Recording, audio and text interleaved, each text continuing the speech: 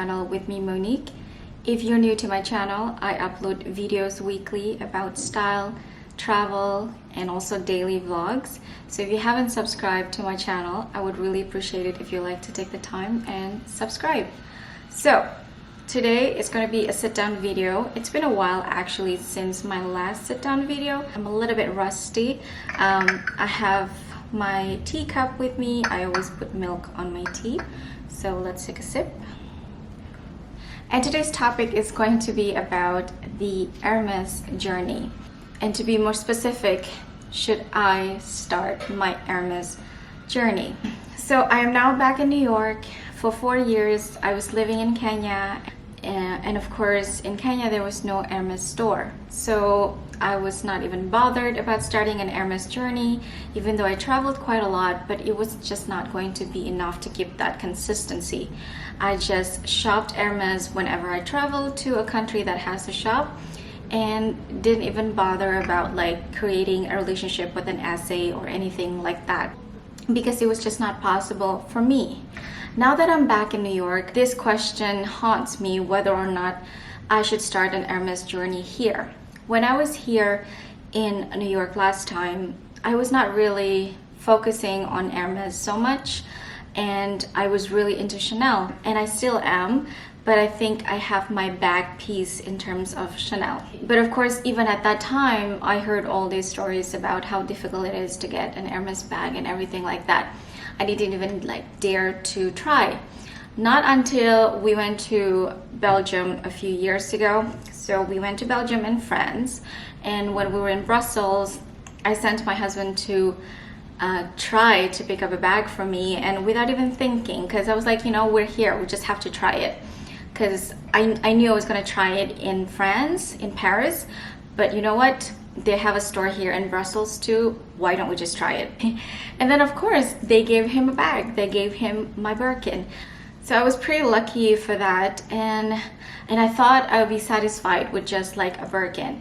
At first I wanted a Kelly, but then, you know, I was like, I like how casual a Birkin is. So that's why I asked my husband to ask for a Birkin. And after I got my Birkin, I feel like I do need the Kelly just to complete the collection.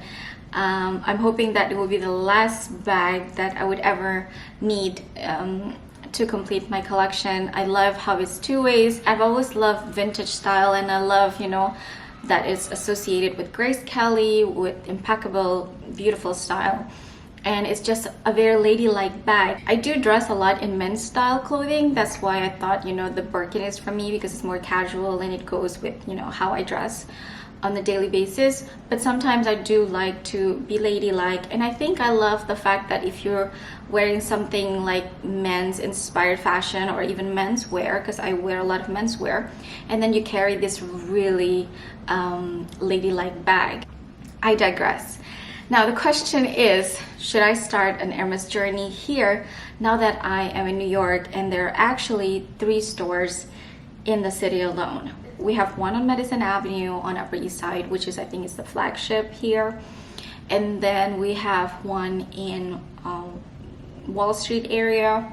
And then a newer one is in Meatpacking District, which I have never been to.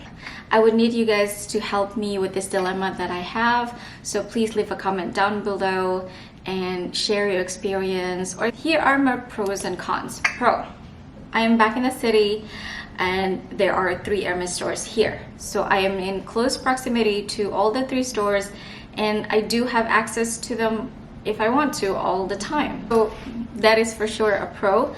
Number 2, it is a gamble. I might win, I might lose. It's a pro in a way that because it is a gamble, you can probably end up getting a bag.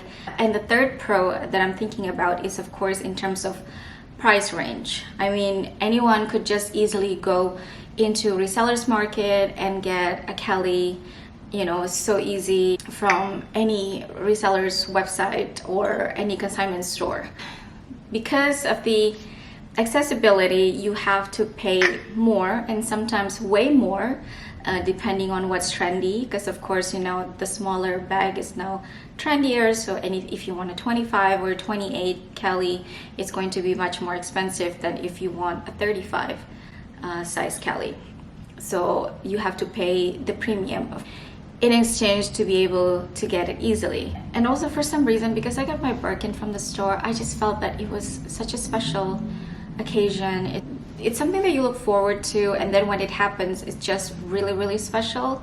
I don't know if I would feel that way if I just go ahead and get it at the pre-loved market. One, I don't want to like pay double for whatever the price of the bag is.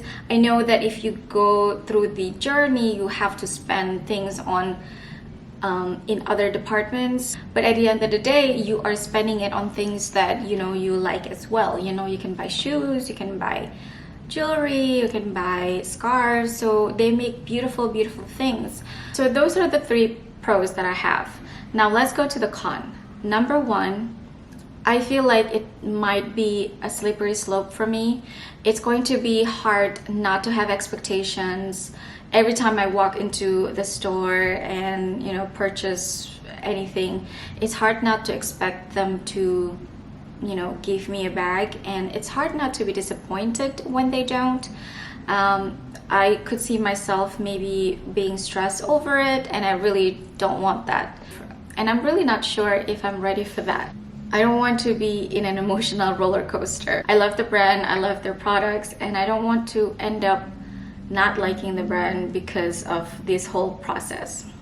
And the second con is, of course, it's just like the pro. It is a gamble. I might come out not having a bag. You never know. You never know what they're going to give you. You never know. You might spend like a year or 2 years not getting a bag at all. Although a lot of people say that getting your first one is usually easier compared to getting your second and third. I know that it is a slippery slope in a way that you think that you only want one, but then once you have one, you want more. So I'm kind of afraid of that too. Yeah, so those are basically my pros and cons about starting the Hermès journey. I did try going into the store, but it was a few days after the opening of the Madison Avenue store, so it was really crowded. There were so many clients, and it was just difficult to find an essay. So if you have any experience or if any tips, please share them down below. I would really appreciate it. I know now it's holiday season. I don't think this is the right time to be starting a journey because I'm sure the store will be busy every day.